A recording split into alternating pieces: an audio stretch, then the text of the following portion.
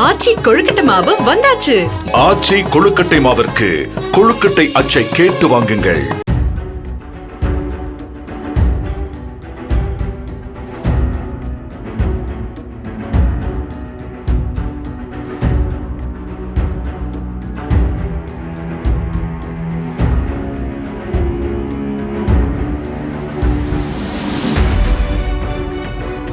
மயிலாடுதுறை மாவட்டம் மணல்மேடு அருகே புத்தமங்கலத்தில் மனநலம் பாதிக்கப்பட்ட 9 வயது சிறுமிக்கு லேகியம் கொடுத்து குணப்படுத்துவதாக கூறி 84,000 ரூபாயை பெற்றுக்கொண்டு தலைமறைவான இருவர் கைது செய்யப்பட்டுள்ளனர். 6 மாதங்களில் சிறுமிக்கு குணமாகிவிடும் என கூறி பெற்றோரிடம் பணம் வாங்கி சென்ற இருவரையும் புதுக்கோட்டையில் வைத்து போலீசார் கைது செய்தனர்.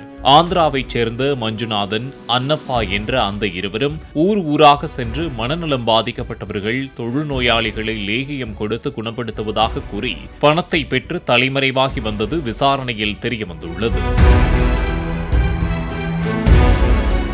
ஆச்சி கொழுக்கட்டை மாவு வந்தாச்சு. ஆச்சி கொழுக்கட்டை மாவிற்கு கொழுக்கட்டை அச்சை கேட்டு வாங்குங்கள்.